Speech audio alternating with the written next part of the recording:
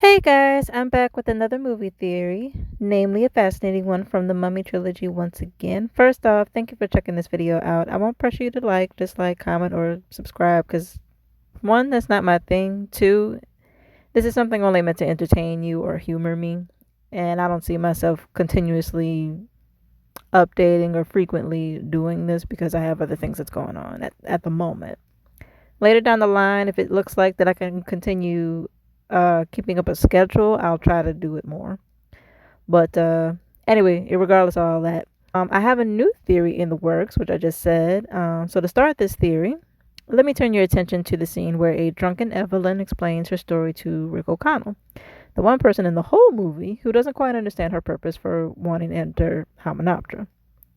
So at this point in the movie, Rick has only come across two types of people: treasure seekers who want Hamunaptra's supposed wealth and gold, and the Magi who want everyone out of Hamunaptra for fear of waking Imhotep. Logically, Rick is onto something pretty glaring. Evelyn's desire to go to Hamunaptra doesn't make sense if it's not for the riches, and other archaeologists have already uncovered whatever was needed to be uncovered well in the 1800s.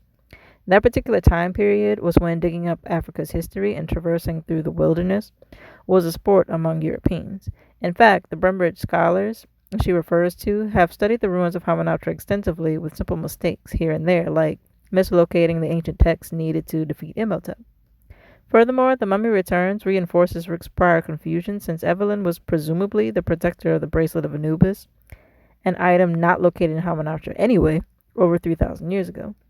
So if Evelyn isn't after ancient treasure, only made one correction to the overall knowledge of the Brembridge Scholars Association, as far as we know, isn't on a mission of peace with the Magi, and later down the line, she's not even destined to guard anything in Hamunaptra. What is her purpose for going to Hamunaptra? Well, let's look at her backstory again. Evelyn told Rick that she was the daughter of a famous explorer who we can assume to be British and loved going on adventures in Africa because of the exoticism lying there, and an adventurous Egyptian woman who, for the most part, is unnamed and lacks any real importance to the overarching plot. Or does she? Take a good look at Evelyn. Her facial features don't quite look Egyptian. She obviously shows more British qualities than she does Egyptian. Think of the movie Chocolat with Johnny Depp. The main character in that story looked more like her father than she did her nomadic Mayan descendant mother. I think it's Mayan, could have been Aztec. It's I don't remember off the top of my head because I know someone would be like, well, wait a minute, but she doesn't have to look Egyptian to be Egyptian. And you're not wrong on this matter. What you might be wrong on is Evelyn's mother being a full breed Egyptian. Notice, Evelyn only said that her mother was Egyptian. Back then, citizenship of a particular country didn't require certification like we do now. You could have easily claimed to be an ethnicity just because you love the place, and you also could have just as easily changed your maiden name to escape certain consequences or to protect yourself from harm. Ideally, I would assume that despite the racial differences of the parents, that the mother would have been a major part of Evelyn's life and Jonathan's. However, because little is known about Evelyn's mother, it's harder to say whether or not she was.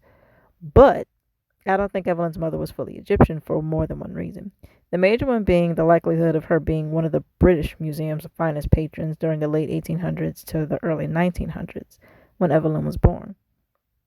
Economically, Egyptians did have wealth in the late 1700s to early 1800s, which led to Europeans wanting to go on expeditions to the country. So it's not unlikely that the mother came from a wealthy family. You can look at our death and see some of his wealth on his robes. Silver is considered an expensive material, and tassels are a show of status. The problem with Evelyn's mother being a supporter of the British Museum is during the time period between the early 1800s up to the early 1900s. The Egyptians didn't get along with the British and were trying to claim independence from British rule. Politically, it would have been dangerous for such an arrangement, or at least not ideal.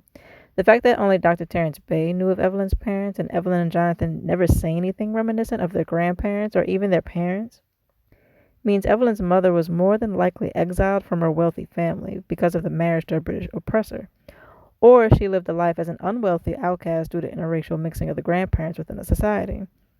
What that means in the simplest terms is either Evelyn's mom brought shame to her family and acquired no wealth from the marriage, which is why neither Evelyn nor Jonathan ever mentioned that side of the family, or it's history, and which is why the two don't seem to know much about Egypt, despite them being, half Egyptians. Or that Evelyn's mother might actually be a half Egyptian herself, who was forced to live in shame because of something her mother or Evelyn's grandmother did. Okay, so brief history aside, why is it important for Evelyn not to be half Egyptian? Only for this key reason: to reestablish her position of power within her ancestry. This is what I mean by this. There's an Egyptian nursery rhyme called The Ruby Slipper. It's about an Egyptian pharaoh falling in love with or seeking marriage to a Greek woman. In ancient times, it was common for the Greeks and later the Romans to travel to Egypt and other northern African countries like Ethiopia and Sudan. In fact, there's documents saying they did this as part of either traveling or trading or sending gifts to other royal families. Think of the Kingdom of Kush. That was once an alliance between northern African countries, especially Ethiopia if I had to go by memory. This is where I believe Evelyn comes into the picture. I think Evelyn is more likely a descendant of that particular pharaoh and a Greek woman, not a descendant of Seti I. If Nefertiti, which is Evelyn's supposed ancestor, was really the protector of the bracelet of Anubis, then I would assume that only those of Egyptian bloodlines could truly mess with those ancient powers. One of mixed blood would be deemed impure or unworthy of such a task, as it was often the case even in myth. Demigods had to have favor from the gods themselves to defeat certain opponents. Titans were usually punishers or executors of men, but they were also of mixed blood, and some creatures were the servants of gods, but they were positioned to serve man. There would be more to Evelyn's story if she were half Egyptian and could call upon ancient powers, not just frivolous job discrimination. However, there is one place where her mixed blood would work the best: Thebes. Thebes is the only city that is also home to a Greco-Roman god, Ares. All of the characters' backstory revolves around this particular hub, and it would make sense as to why Evelyn would be connected to Seti I and later Hamunaptra. It would also make sense as to why she wouldn't really be half Egyptian, but a quarter Egyptian.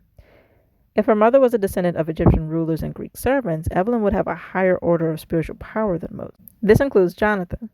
Both of them can read ancient Egyptian and summon the powers from way back when. The Brembridge scholars couldn't, and they knew how to read ancient Egyptian with some minor mistakes. Even Alex could read the text and summon power. That means the spiritual level that Evelyn and even Jonathan possess is well past a normal man's or even a normal descendant's level. Evelyn can't just be half Egyptian. I'll even argue that Ardeth isn't even on the same spiritual level as Evelyn, and he's presumably more Egyptian, if not part Nubian. And I said in my last theory video that he was the descendant of a pharaoh's son, and that he's currently being watched by the gods as pharaohs were believed to be. What other evidence points to Evelyn needing to reestablish herself as an ancestral power source? Her ability to read ancient Chinese and summon power there. Don't you think it's odd that someone who is not Chinese somehow is perfectly fluent in both Mandarin and ancient tongue? It's one thing to study another ancient civilization that's connected to Egypt and or Greece. It's a totally different beast when you're able to speak a non-romantic language and be able to summon power from the old texts. Evelyn is the personification of ancient power, something that undoubtedly links up with the origin of the mother. Neither Evelyn or her mother or even Jonathan are ordinary humans. In fact, I'm willing to bet that the mother was not even truly human, but was either the last demigod to walk the earth or the last oracle able to communicate with multiple gods. A demigod favored by Ares, hence the Greco-Roman features and ability to fight. Thoth, god of wisdom and communication, who is intelligent enough to be able to read any language that is written on something resembling the papyrus. And perhaps one of two Chinese goddesses who protect the upbringing and guidance of children. All makes perfect sense. Evelyn would then be the last translator of the ancient gods, and she needed to go to Hamunaptra to begin the transfer of power from mother to daughter, assuming that the reason for why her mother died or was absent from all the movies was to do so. She wasn't the descendant of an Egyptian princess in the slightest. She was the descendant of an oracle or demigoddess coming into power. Well, guys, that'll be all from me. I hope you revisit the movies and see for yourselves. Evelyn is not some posh human roaming through Cairo. She's a demigoddess on a mission to keep ancient powers alive in a changing world. Trust me, there's evidence pointing to this. You might even see Evelyn in a new light. Speaking of new lights, I have another theory in the works regarding the Mummy trilogy. If you have any ideas or suggestions for me to theorize on for this franchise, I would be more than happy to hear about it. I'd be even happier if you find some clues of your own to theorize on. So far, we're breaking down some serious barriers for this franchise, and later down the line, I'm thinking a proper timeline might be on the horizon. Anyway, Bye, guys.